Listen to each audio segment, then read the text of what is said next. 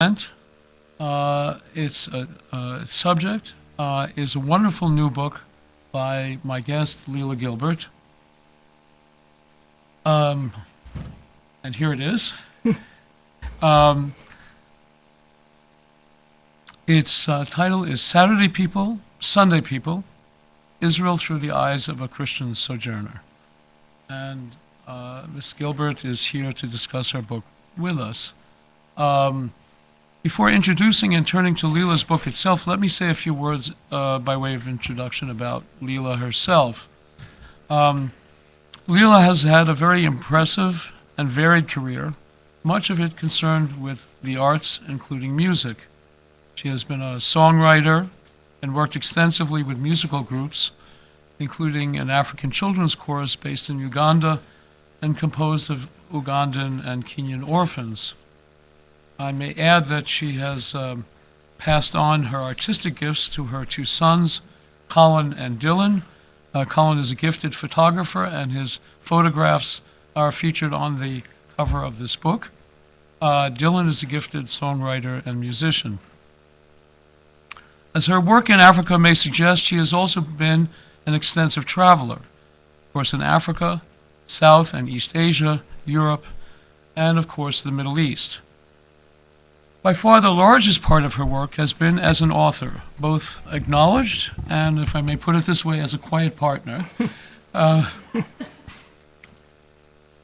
She has, in either way, more than 60 books to her credit, and these cover a number of genres: poetry, fiction, both adult and children's. She's the author of an adult romantic trilogy, if I recall correctly, and a children's series called Tales of the King. But a lot of her work has been nonfiction, and that too has covered a variety of subjects. Some of her nonfiction has dealt with the issue of single motherhood, but a good deal has dealt somehow or other with the issue of religion in human life, in politics, and in social life. This has included a book on the difficulty journalists frequently have in properly understanding religion as a motive in events. And the book itself is called Blind Spot. It was done together with Roberta Amundsen and my colleague who is here today, Paul Marshall. It was published by Oxford Press and won several literary prizes. It has also included work on a book entitled A Table in the Presence, which was written by Lieutenant Commander Carrie Cash, which concerned his experience as a chaplain in combat in Iraq.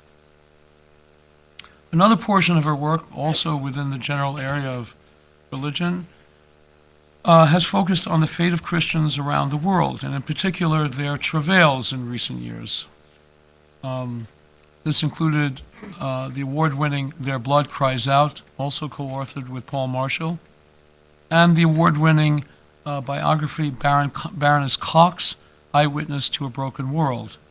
Baroness Cox is a distinguished member of the House of Lords, famous as a campaigner for human rights and for Christian rights. There will also be out fairly soon another book called Persecuted: The Global Assault on Christians, which will be out in early 2013. This brings me to her most recent book, the one we are here to discuss with her. I have many questions to ask her, but before doing so, let me say a few general things about this book, my own, as we say these days, take away from it, and then hopefully I will have gotten it right, and then we can get into some specific questions that arise from it.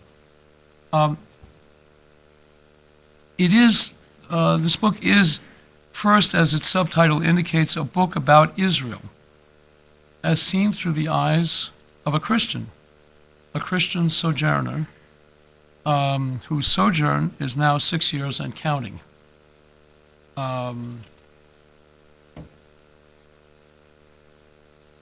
In her introduction, she writes that the best explanation for this length of time has been the connection she has formed with people in Israel. She says further that this connection was unexpected because, as she puts it, when viewed from afar, Israel doesn't seem to be about people at all. What she means by that is conveyed in the following way.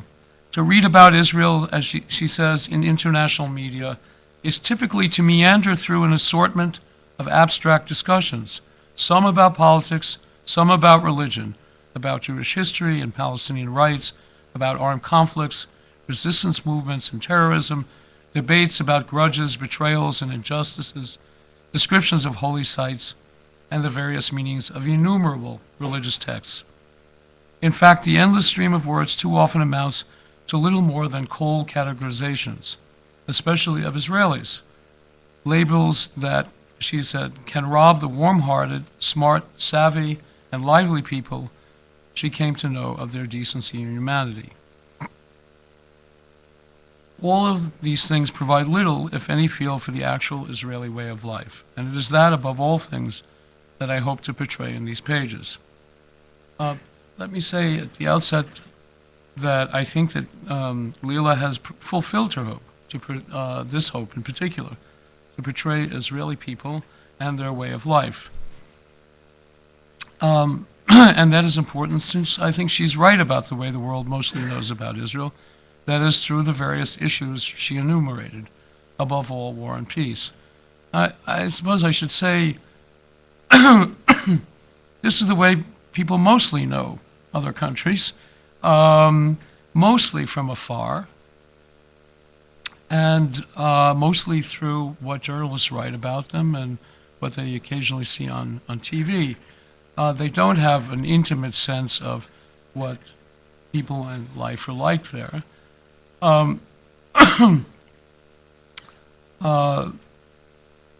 So the question would be, what's different in a way about Israel? And I think there is a difference, and the difference is because Israel is so much in the news, so frequently in the news, and so much in terms of these issues, that people, I think, come to think they do really know this place, and they know certain particular things about it, when in fact they have very little sense of the actual place and what goes on there. And that is, first and foremost, what this book says it was its ambition, and an ambition that's been fulfilled.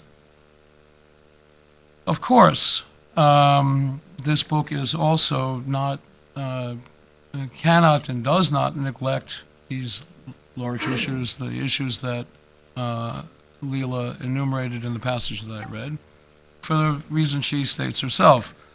It is inevitable that Israel's people and their way of life are greatly affected by politics and conflict, and one can't help but talk about that. And also, it is part of what the people she has come to know are formed by.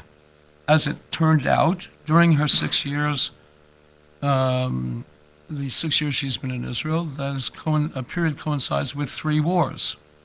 The Lebanon War of 2006, a war during which she arrived in Israel and remarkably enough stayed. The Gaza War of 2009, and most recently, the Gaza War of November 2012. And among the things we'll want to talk about is what your own experiences of war are like. I suppose they're rather different than the experiences of a lifetime spent mostly in Southern California.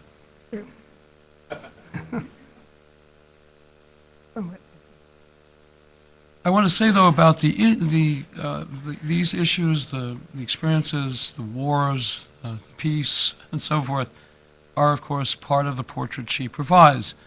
What I think is distinctive and important in her account is that these events, and to the extent that she discusses the issues involved, they're seen very powerfully through the people she has come to know. and her own direct experience of what these events, these issues mean on the ground in Israel to the people who live there.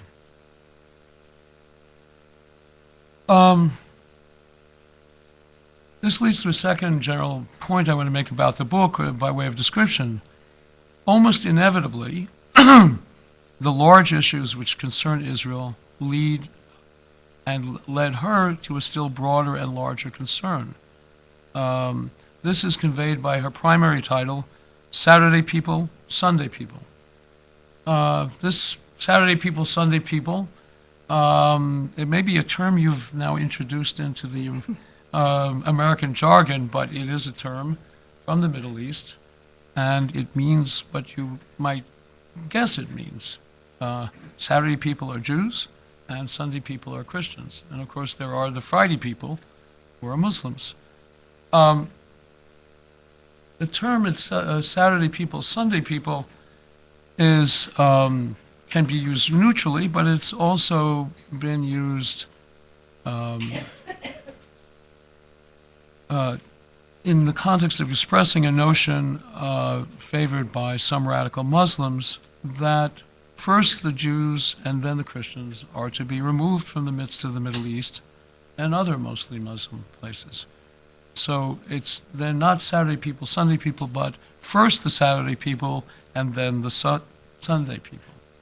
And the first is the Saturday people, leads to a topic that's also very much a part of this book, but is not primarily connected with the frequently declared aim of some people to want to destroy Israel and its Jewish inhabitants, but rather her entree to this slogan, this notion, this perhaps unfortunate prospect, were events which were altogether unknown to her and largely forgotten or ignored generally, at least until very recently. I'm referring to the wholesale expulsion of Jews from Arab and Muslim countries that occurred largely between World War II and the early 1970s. This expulsion, emigration, exodus, in the case, which she points out, in the case of the Egyptian Jews, who numbered about 100,000, they specifically refer to it as their second exodus. This amounted to nearly 1 million people who belonged to Jewish communities of very long standing, by which I mean really long standing, 2 millennia and more. In the case of the Jews of Iraq came there courtesy of originally Nebuchadnezzar in about 580 BC and had been there ever since until the present day, when there are practically speaking no Jews left in Iraq. They were not only expelled, but were stripped of all that they owned. The majority of them and their descendants live today in Israel. This is a very large story and bears upon a recurrent issue, the issue of Palestinian refugees.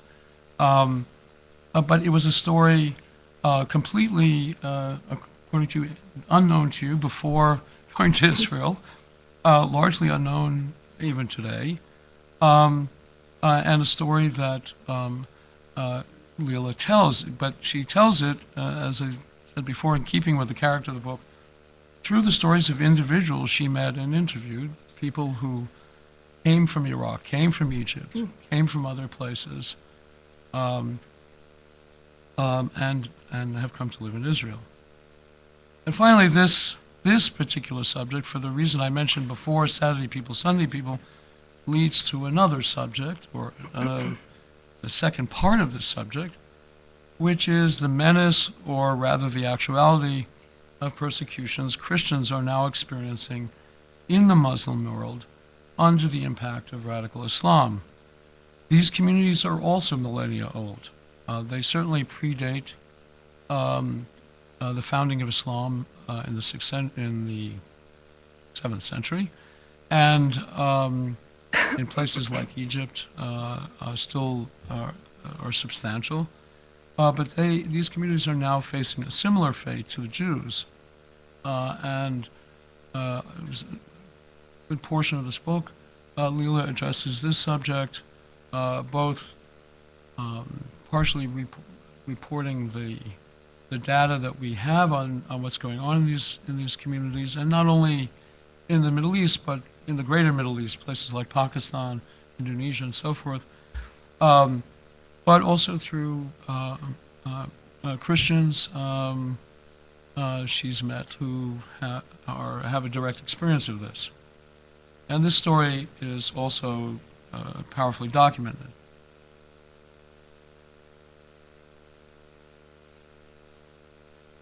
Oh, that's right.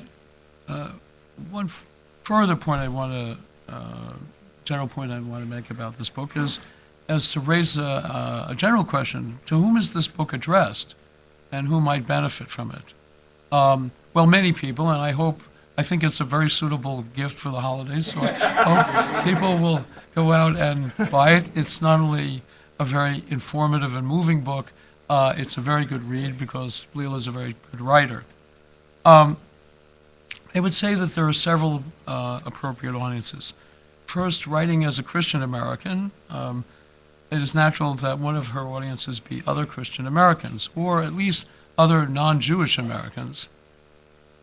And since it's, can conceive of such an audience, it describes a good deal of what Jewish life is like in Israel.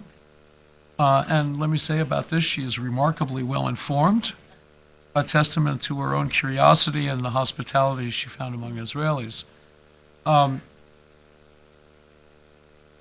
I should say there are perhaps a number of aspects of Israeli life, and even specifically Jewish experiences, which may be largely unknown to American Jews as well. Lots of American Jews have never been to Israel. In fact, the vast majority have never been. And, Jewish life looks different there than it does here, which is one subject we'll come to. One is Israelis' knowledge of what Christians are like. They're being relatively few in a different way. So I think an American Jewish reader would also profit much from knowing what life in Israel is really like. They too often know Israel largely from headlines, typically about war and peace. And what would be important for them and other audiences to know is something that Lela puts in the following way. Even when Israel is under the constant threat of war, the real substance of the land and its people is not compromised. That is, war and peace, war is not all it is about. And what is the substance? Lela puts it this way: life for Israel's Jews is not focused on death and destruction, but on life and construction. They have built a wonderful country and are still building it.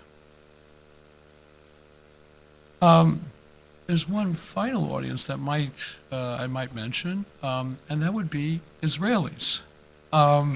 They might be curious how they look, or rather, all the things they take for granted about life look to someone else. So perhaps some Israelis will pick this up as well. Let me conclude with one final point and then get to some questions and let Lela have her piece. As I mentioned at the outset, Lela has been and is a poet, and I thought it worth mentioning there is much poetry in this book. Some in the strict meaning, or the narrow meaning of poetry, poems, some Jewish, both ancient and modern, some non-Jewish, including her own. But more generally, I want to say there is much poetry in the book as a whole, in the people and the events she describes. And I have a number of personal favorites, but which I think exemplify the poetry of the book. But we'll perhaps talk about that as we go along. So let me. You can now tell me what I got wrong about the book. either in answer to my questions or answer to questions I should ask. But let me start in the following way.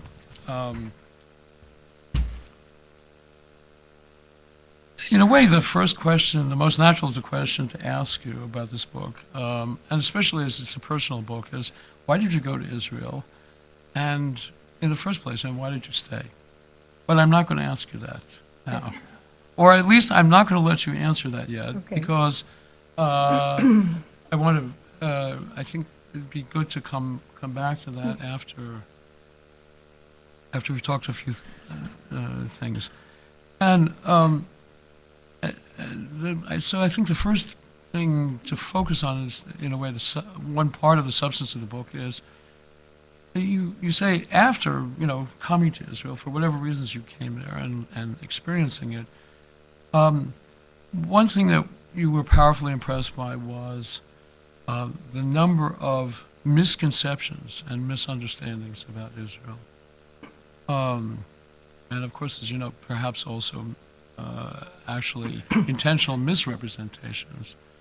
So you formed the ambition, and that was partially what led you to write the book, to correct those misperceptions and misunderstandings.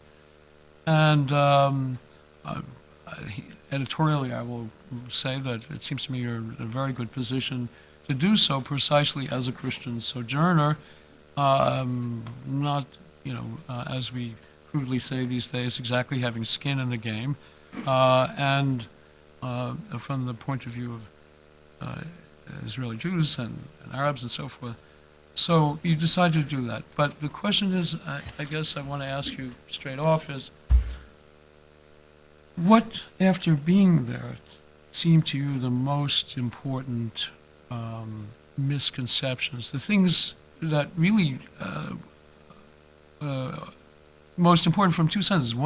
The ones that most seem to most directly contradict the reality that you see if you're actually there.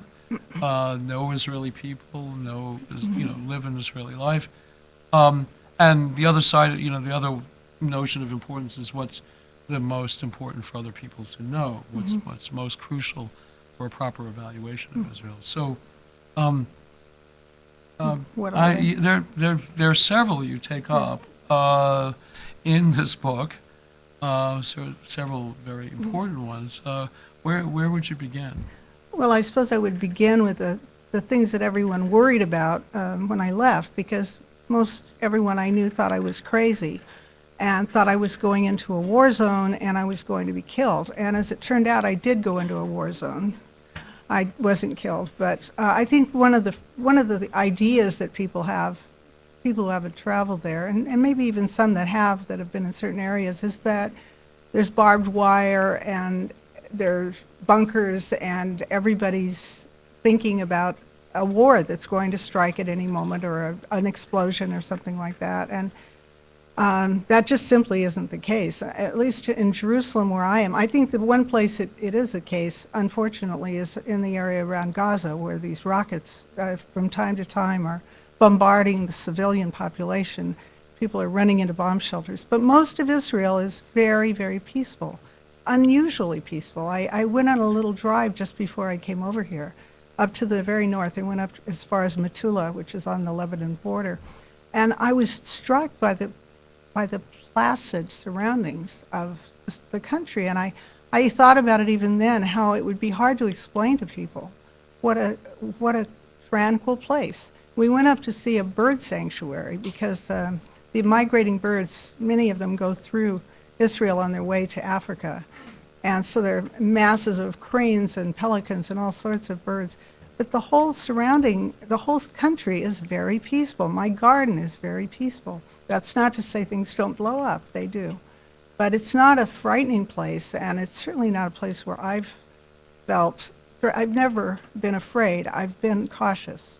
I've never really been afraid there in 6 years. So that's one thing. I guess another one is this apartheid state stuff, which is ridiculous.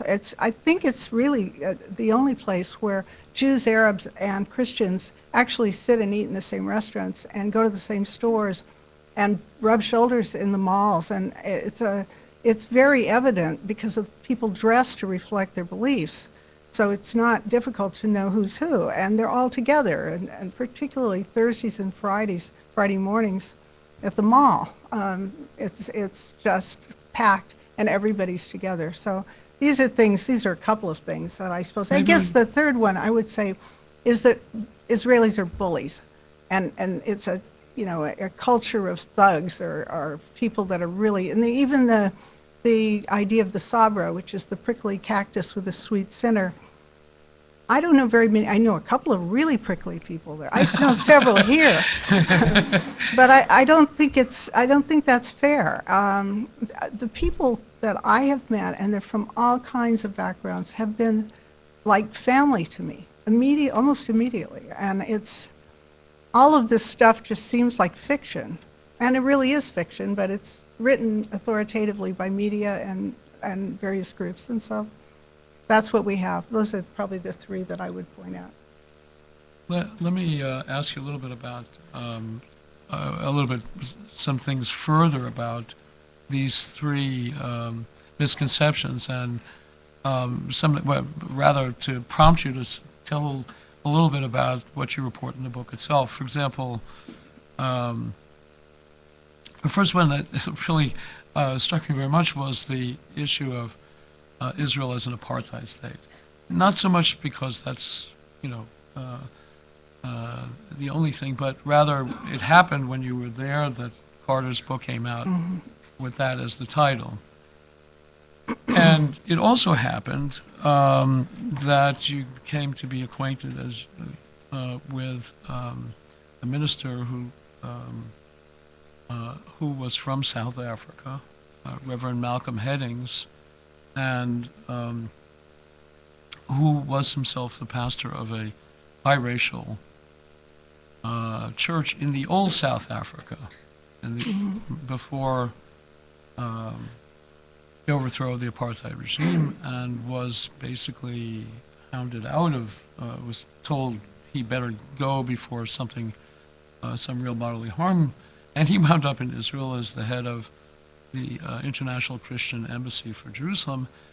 And I gather you had a conversation with him about several, actually. Apartheid, what's the real experience of it, and how he would compare that to what he experienced in Israel. Well, he was really very hot-headed about the subject because he lived with it, and he was persona non grata with the government.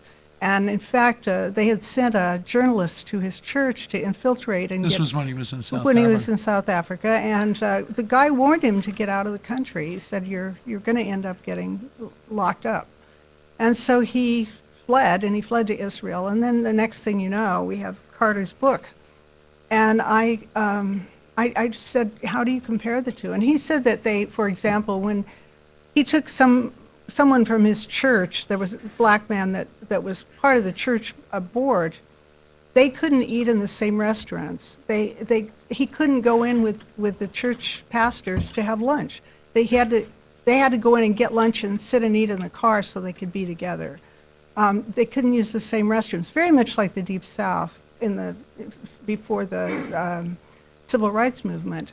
And there's nothing like that in Israel. In fact, one of the judges that made the decision as to the former president of Israel being jailed for sexual assault was an Arab.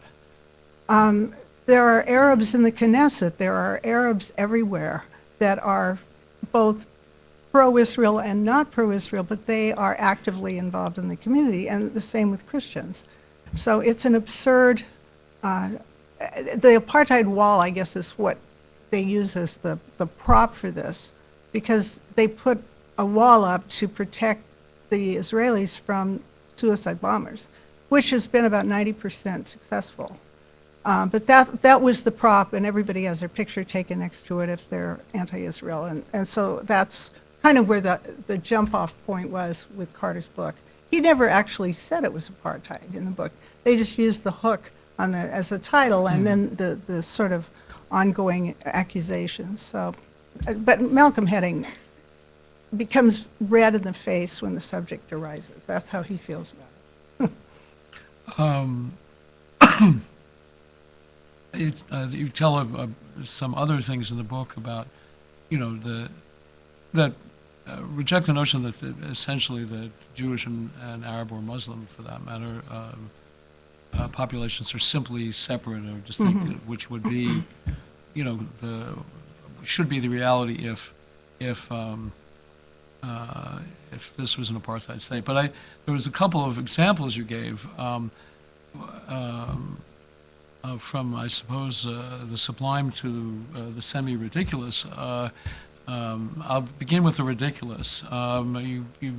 There's a new mall, relatively new mall, outside the old city called the Mamilla Mall. And I gather at one point you were trying to buy some cosmetics there in a shop and couldn't get any attention because Right. the Jewish saleswoman and the Arab customer were deeply engaged in a Yeah. very long discussion of Eyeshadow. Whether should be frosted, whether it should match the headscarf or not match the headscarf.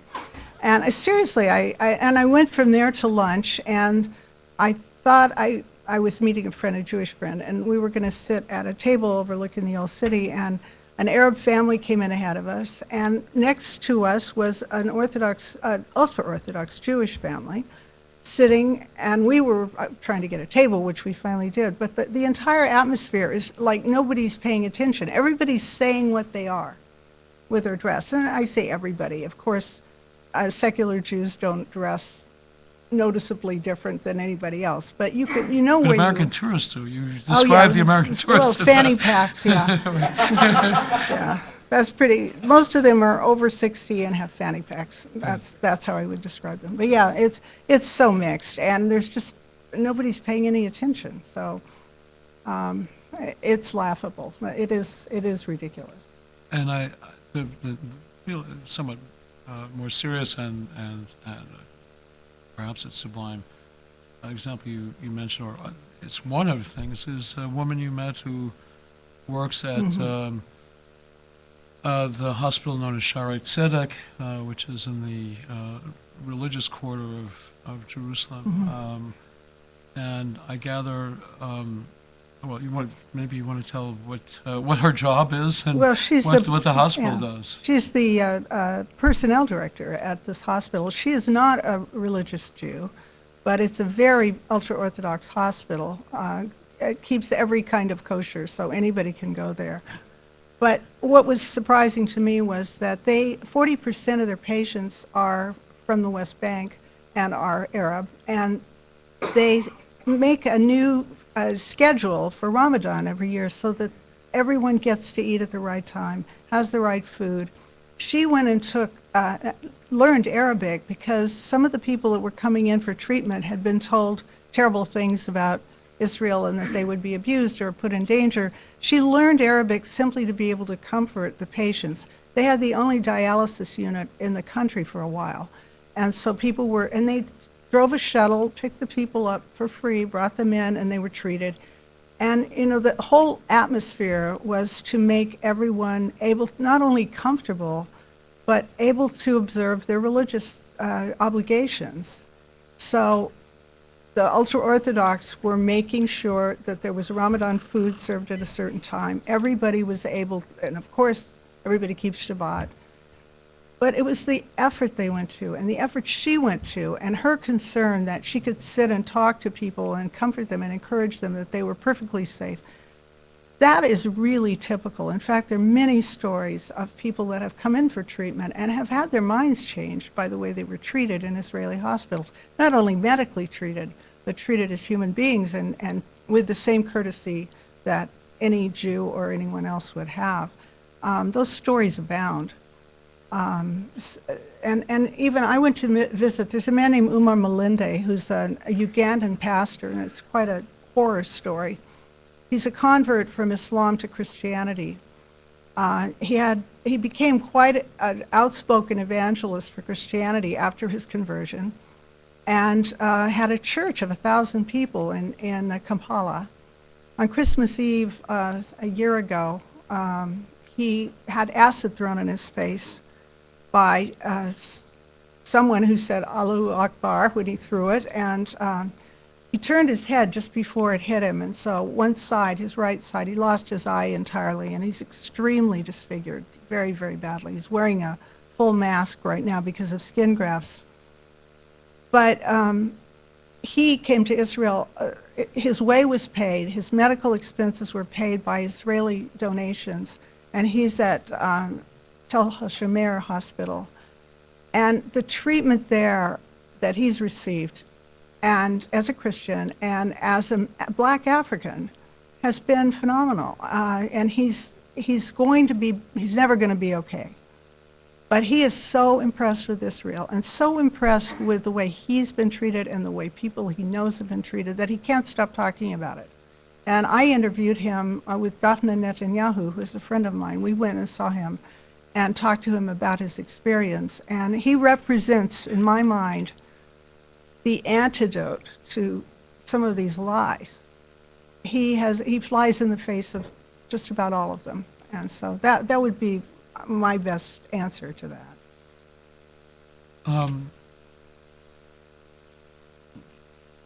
We've been talking a little bit about what Israel isn't, and gradually moving into what Israel is, or what's, what,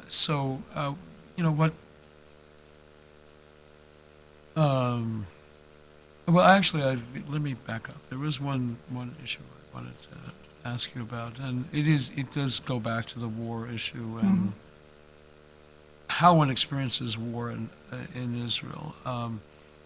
Part of that, as you say, there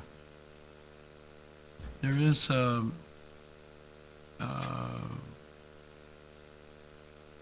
to put it, a big difference between, or has until recently been a big difference between certain parts of the country and their immediate experience of war. That is, in a way, the whole country experiences war because it has a citizen army, and when there is a war, people are called up from every part of Israel, as they were in the most recent war.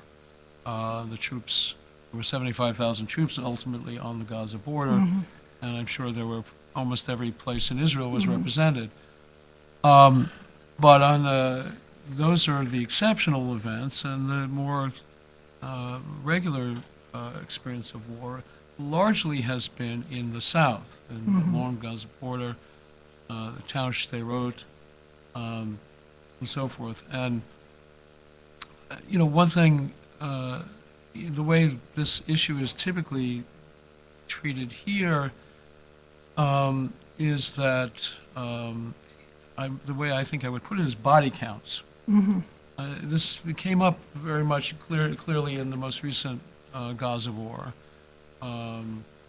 where I've heard a number of people say, well, 160 Palestinians died and only 5 Israelis died. It's so to speak disproportionate. And it's always a little bit bizarre because it implies somehow that it would be better if Hamas were better marksmen, or Israelis took less care to protect themselves. But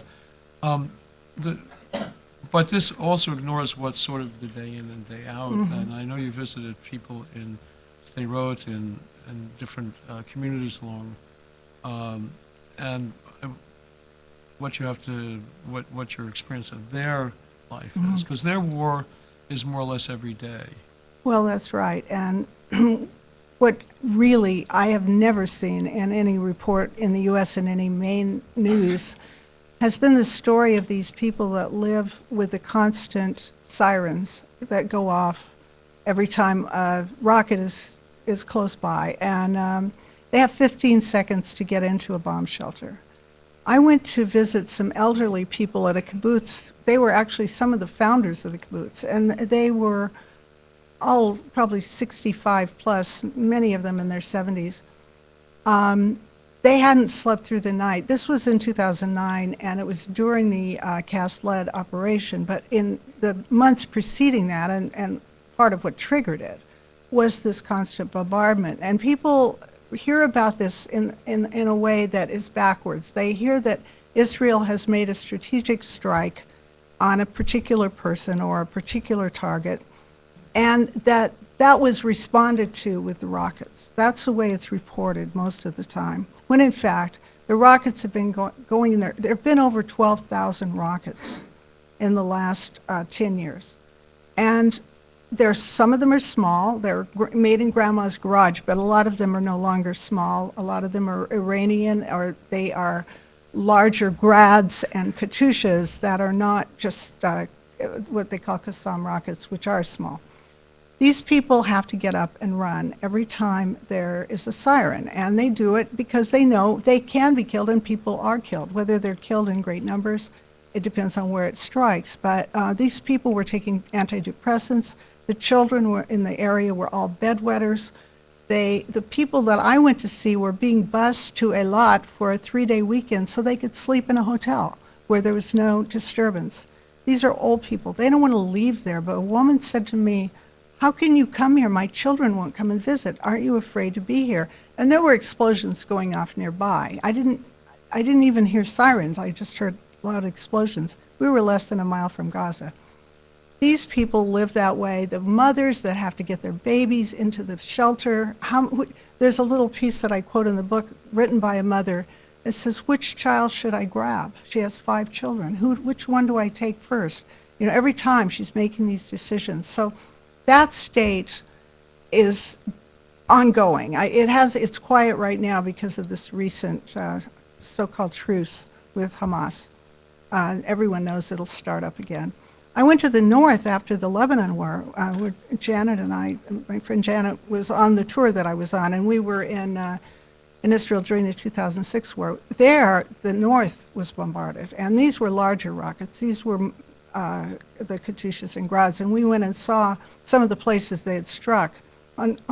Half a house was gone. The people had gone to Jerusalem, or else they'd gone somewhere else. Most of them weren't living there, but some were in shelters for a month, living in the shelter.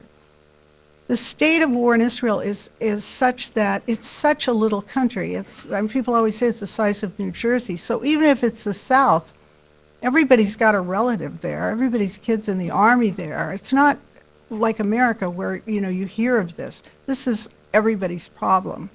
And the phone starts ringing when these things heat up, and even my phone, and particularly recently when we actually had sirens in Jerusalem for the first time in 30 years. And that was an interesting experience, because there you find yourself saying, okay, should I take a shower or not take a shower? Or, am I going to sleep in my normal pajamas? Because I'm going to have to go down and be with my neighbors in the bomb shelter, and I don't think I want them to see those pajamas. These are stupid things to think, but the consciousness of it is what happens. It pervades everything. So the state of war in Israel it's a danger, it's an ongoing danger, an ongoing threat, and it's also a consciousness. But it's also a way of going on with life no matter what. And that's what the Israelis are best at, is that they just go on. And they celebrate life. They don't just sit around and worry.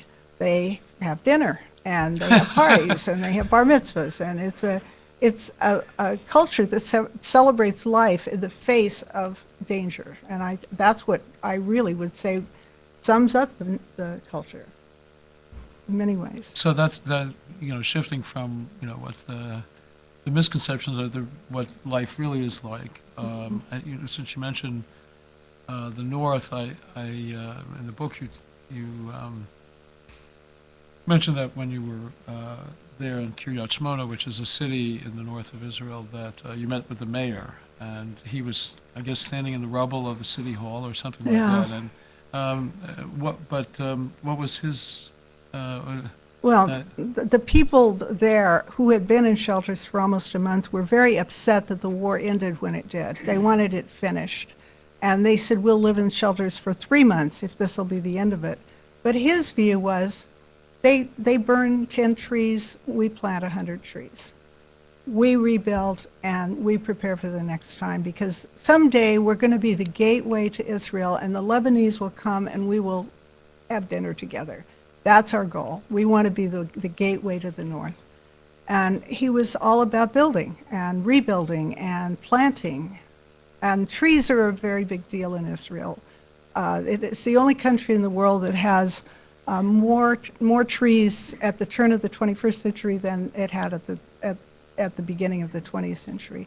And everybody plants trees every time they turn around. And so the first thing they do is go out and plant trees, and more trees than were burned. And that's what he talked about. It's a defiance, but it's also a spirit of building and life. And yeah, the people were sorry the war ended when it did. And everyone knew it ended badly because it was cut short of success. But they just wanted to be able to get to peace and live their lives again. That's what they wanted to do. Yeah, I think you mentioned that it's something of a joke in Israel that building cranes are called the national bird. Right. No, it's true. And one of the nice things about Shabbat is the fact that you can't hear any heavy equipment, because the rest of the week it's jackhammers and everything's always being built. It's noisy. It's so much about construction. The other thing you mentioned a good deal about just what the sort of your positive, impression or experience of, not impression, experience now, it's really deep experience of Israel, is music. Mm-hmm. I want to say a little bit about that, and Mm-hmm. also you seem to sometimes say it surprised you, actually. Yeah. Well, I didn't know that Jewish families sang together at the Shabbat table and, of course, on holidays. Christian culture, there are praise and worship songs that are sung in church services generally, or maybe at camp, but here in Israel, every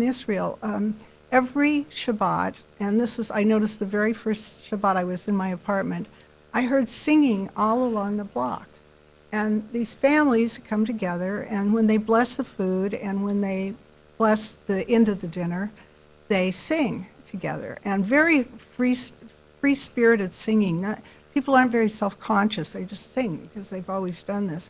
And you hear it from house to house to house. Holidays and Shabbat, Friday nights, Saturday evenings.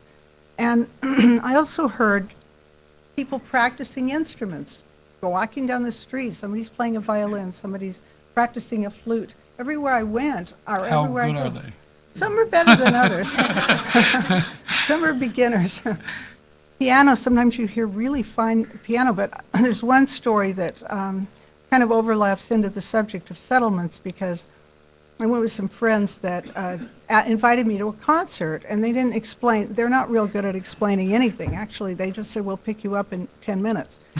And so I got ready. I thought we were going to the Jerusalem Theater, and we kept driving and driving and driving, and it was getting darker. And I said, where are we going? And I, to be honest, can't remember the name of the place now, but it was where the prophet Jeremiah was born, and it's a settlement. And so we get to the very last house on the very end of a barricaded road, and we're definitely in a settlement, because the next thing you can see is the lights across the way in Jordan. And we went inside, and the man who lived in the house had invited about 20 people, just friends and family. He was the first chair violinist of the Israeli symphony for years. He's retired now. He wanted to invite everybody over because a very fine pianist had come from Moscow that was a friend of his. He was a Christian man, actually. And they just decided to have a concert. And so we're sitting there listening to some of the finest violin music. It's in a living room, not even a third the size of this place. This is what they did on a night during the week. I think it was a Thursday night.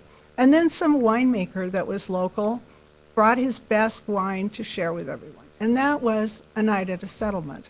And that was the music that these people lived with. And it was so much a part of the soul of the place that it really, I'll never forget it, because I felt like I should have paid $100 to hear this man play. And it was just a friendly gesture. So that was one of the most moving moments that I had in the country. but there is music everywhere. And even the kids walking down the street, it's like a musical comedy. Some of these army guys all suddenly burst into song in the middle of a block. And I mean, my kids would never do that. But it's just much freer and much more open and much more a part of the community. So I do enjoy that very much. I gather there are some people that think music canon should be appreciated by goats as well. Apparently. I don't There know. was someone played a piano for the goats. Oh, yeah.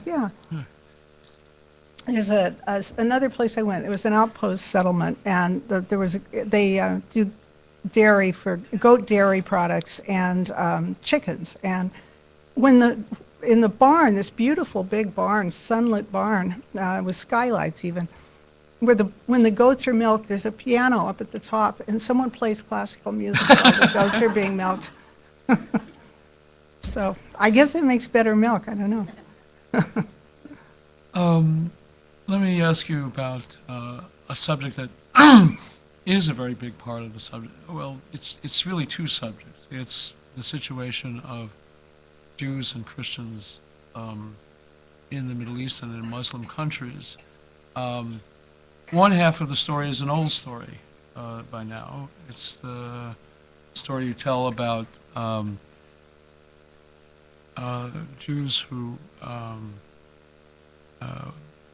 lived in Arab and Muslim countries and now reside in Israel mostly, or there's substantial numbers of people who wound up in the United States and in some cases in France. And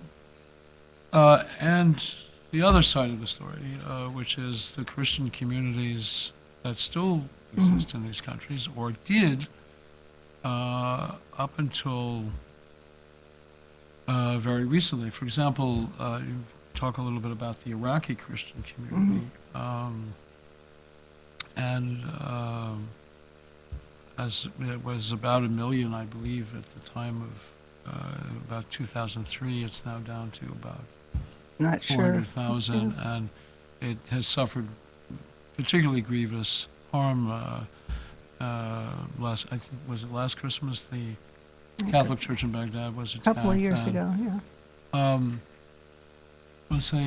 know it's a grim subject, and especially in this season, but I want to say something about how you approach this in the book. I know in the past you have done a lot of research Right. on the situation of Christians in other countries, but this sort of dovetailed with what you found happened with Jews from Muslim countries. Right. Well, first of all, I came across this subject when I was attending a conference in Israel called the Herzliya Conference, which I've attended for Hudson, actually, for several years.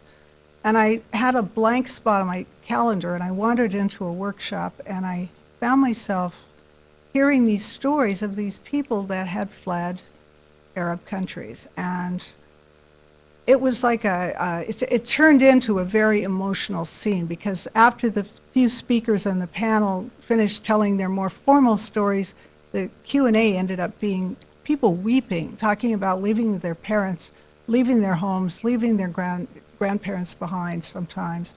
And I had no idea what they were talking about. And I had read so many books before I went to Israel. I read, history books, Martin Gilbert, Israel, and Paul Johnson's Story of the Jews. I read several of those books, and there was no mention, really. I don't think there was more than a passing mention of this. And that there were 850,000 Jews, at least, expelled from Arab lands between 1948 and 1970.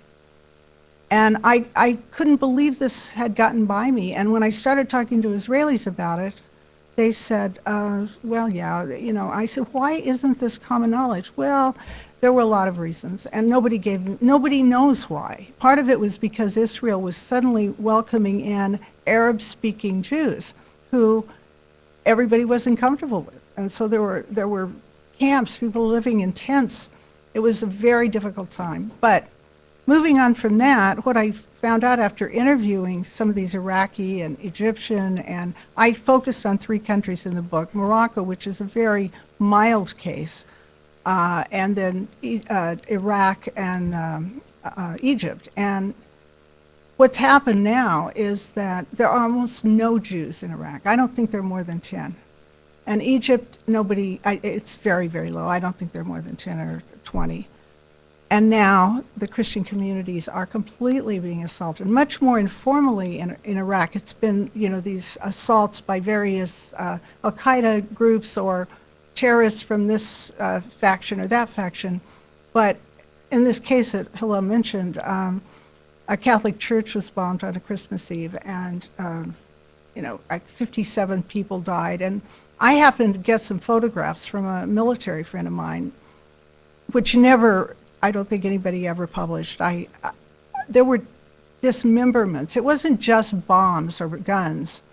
There was some mutilation done intentionally before this was cleaned up. And I saw myself beheadings. 2 or 3 people were beheaded.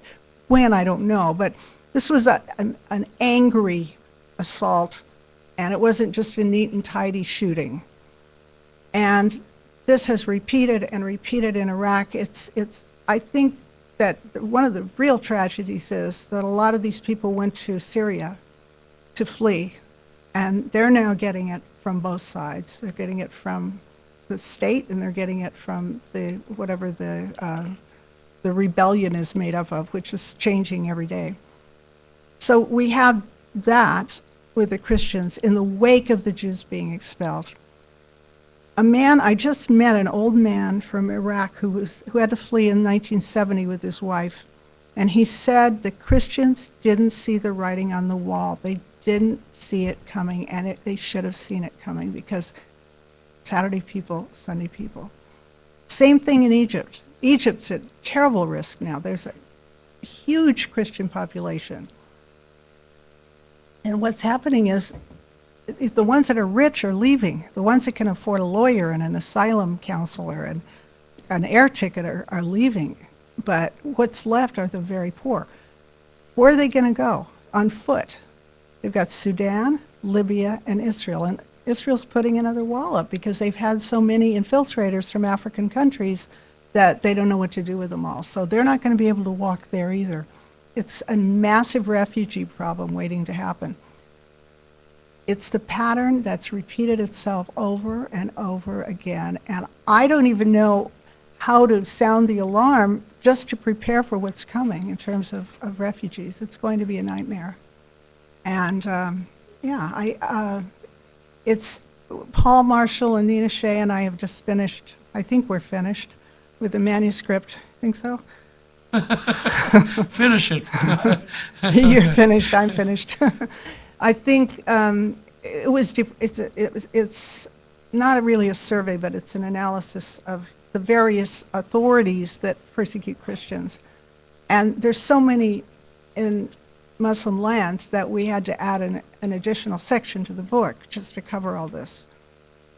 This is a huge problem, and the countries where the Jews have been expelled are the most obvious places because the same thing is happening to the Christians now. So that's essentially what I try to get into at the last of the book, to go through that. And to say, by the way, that Christians and Jews may have differences, but we look exactly the same through a gun sight. And that seems to me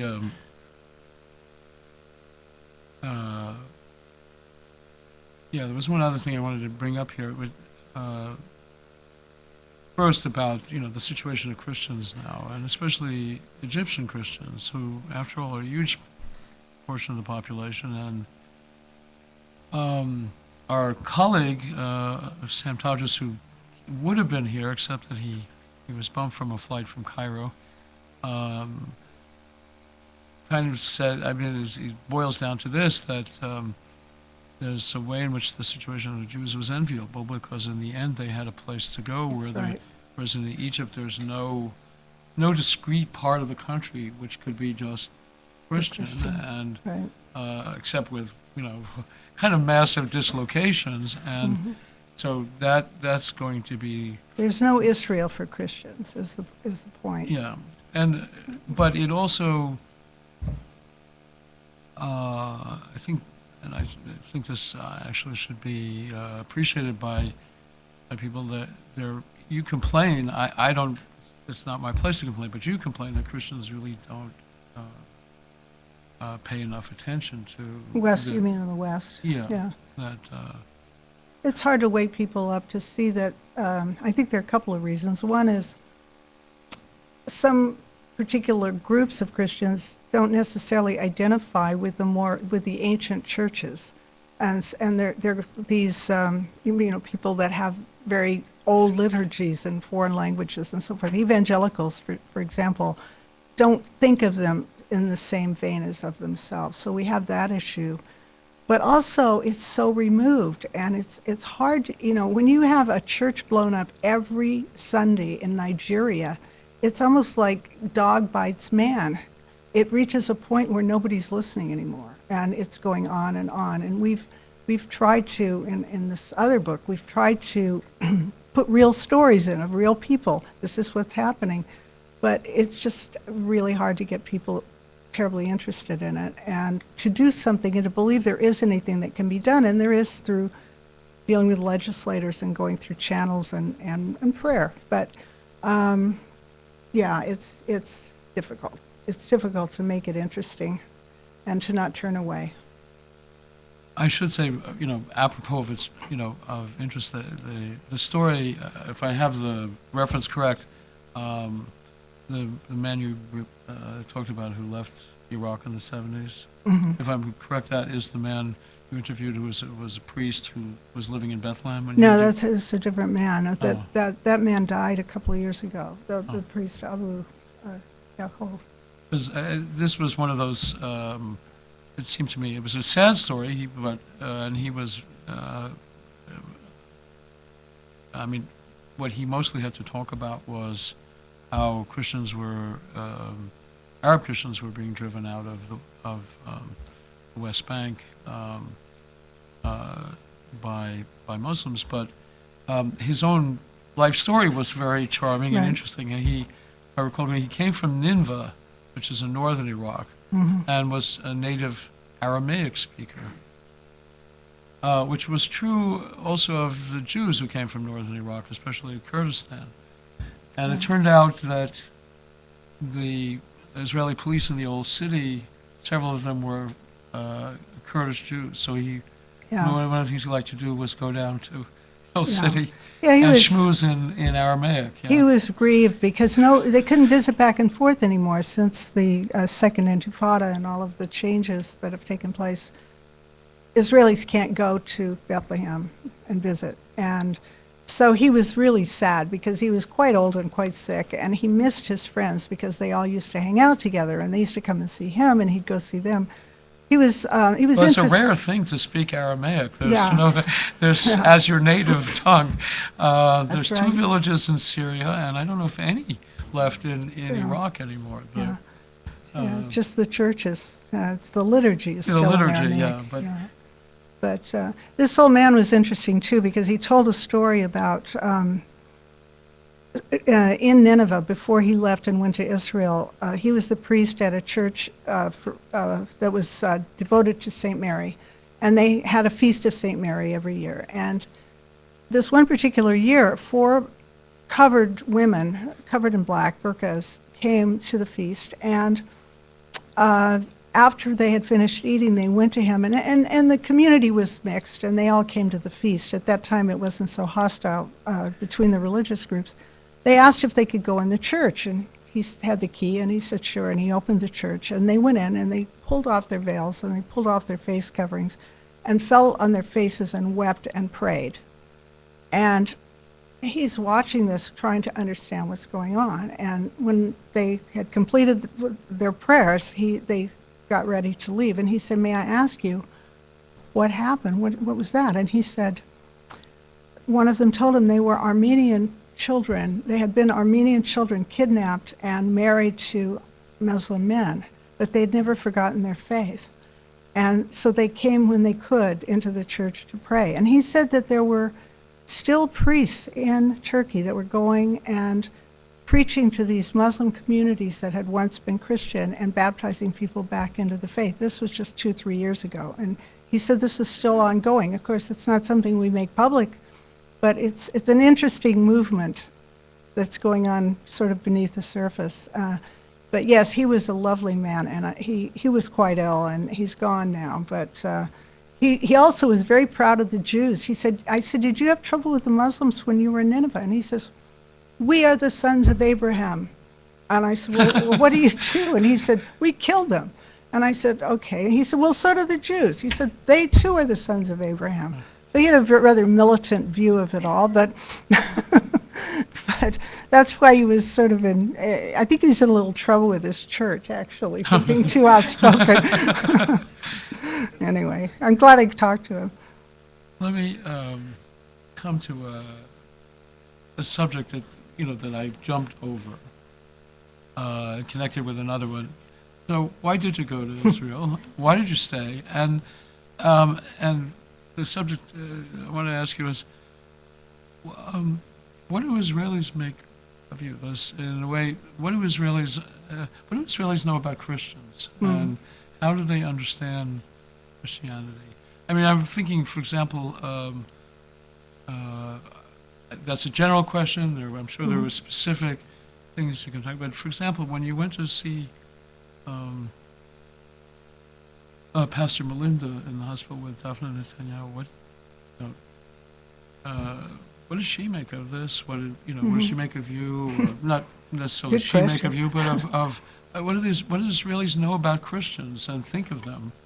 Well, I'll start by saying why I went to Israel, because that leads into the rest. I went because I had always wanted to see Israel. My father was an ardent Zionist, a Christian. I used to send $15 a month to some little Build Israel organization. When my mother thought we didn't have enough money to send it, he sent it anyway. So I always thought I'd go with him. You didn't tell? I found out later. But I thought I would go with him, but he died before it worked out. And so I was actually on a trip to Egypt in 2006. And I was in Nueva, which is a beach from which you can see Saudi Arabia, Jordan, and Israel, and you're in Egypt. And I thought, if I don't get myself there, I'm never going.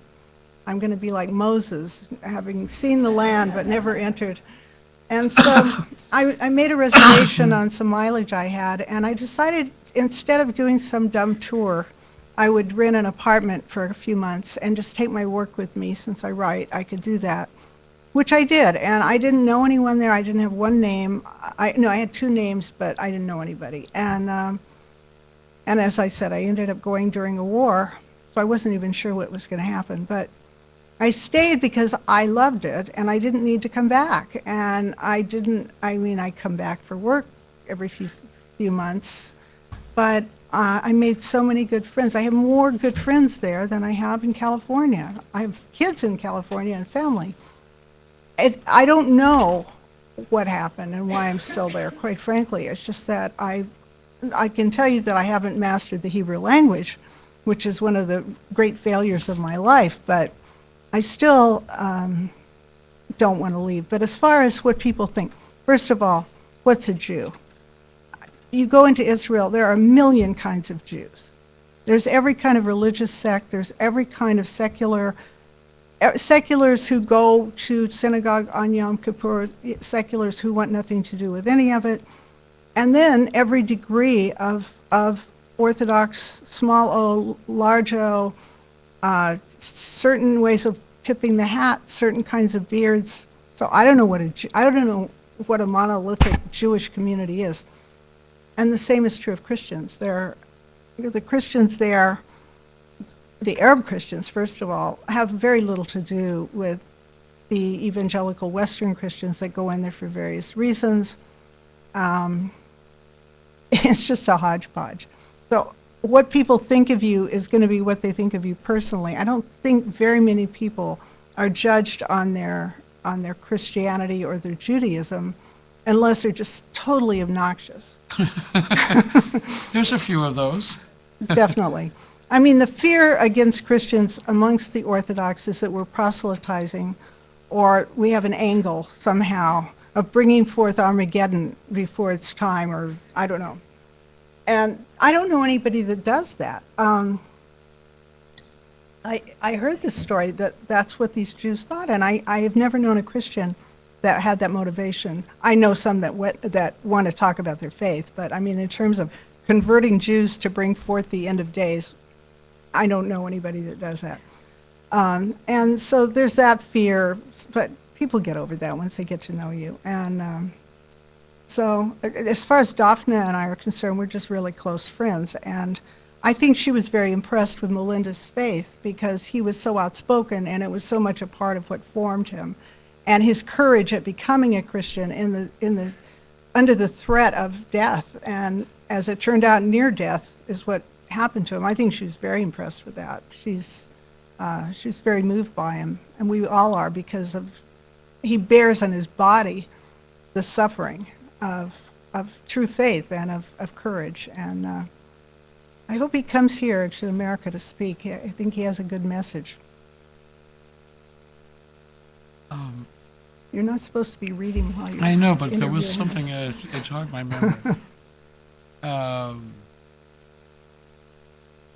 I have many more questions, but I think I'll focus lastly on one issue that's been comes out powerfully in the book. I recall when you're talking about, and it comes up in different ways, that when you're talking about the issue of the Jews from Muslim countries, you mentioned that I guess you asked someone, or someone was asked, why didn't these Jews make a big deal out of it? Mm-hmm. And one of the things that, and one person responds and says, we were just not about looking back. Mm-hmm. We were about starting over and rebuilding, and that's what we are today. I mean, it's true today that there's there's an attempt to raise this issue, I think partially because people, it has a bearing on the question of the Palestinian refugees.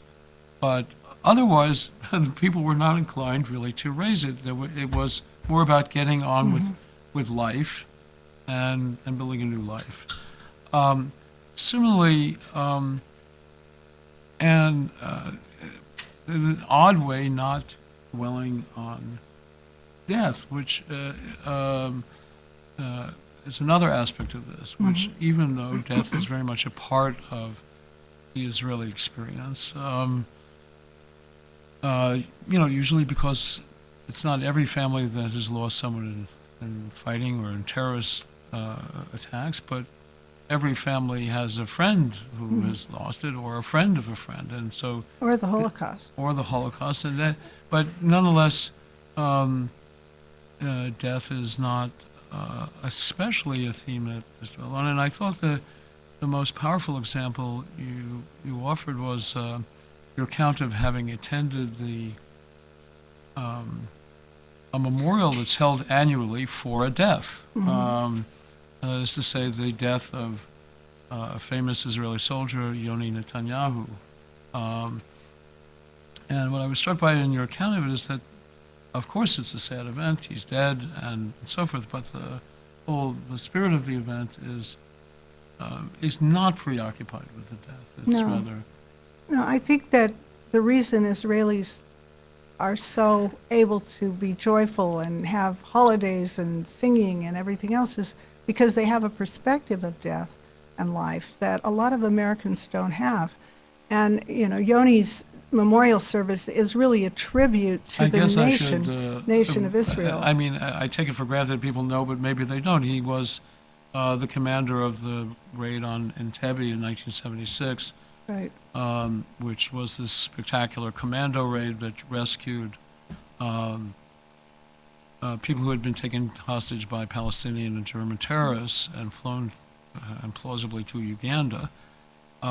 He was the only casualty on the Israeli side. He was It was a miraculous an extraordinary rescue. thing. And He's also he was the older brother of Prime Minister Benjamin Netanyahu, and there's another brother, Ido. So he was, and their father is very famous too. So he's quite a great hero in the eyes of the Israeli people. But the point of it all is that yes, everyone's been touched by death and by loss and by horror. There's so many Holocaust survivors that are still in Israel, but people recognize that life is precious when they face these things, and I think they really know how to celebrate it. And they don't. The night that the first siren went off in Jerusalem, I thought something had gone wrong with the Shabbat siren, and I didn't really get it right away. And then my neighbor came to the door and she said, "Are you all right?" And I said, "Yeah." And she said, "Well, that was an air raid siren." And so she said, "You have to come to dinner." It was Friday night, and so I didn't really want to go because I wanted to surf the net and see what happened. and I couldn't really use my phone because it was Shabbat. So she said, "Well, put it in your pocket and put it on vibrate and if your kids call."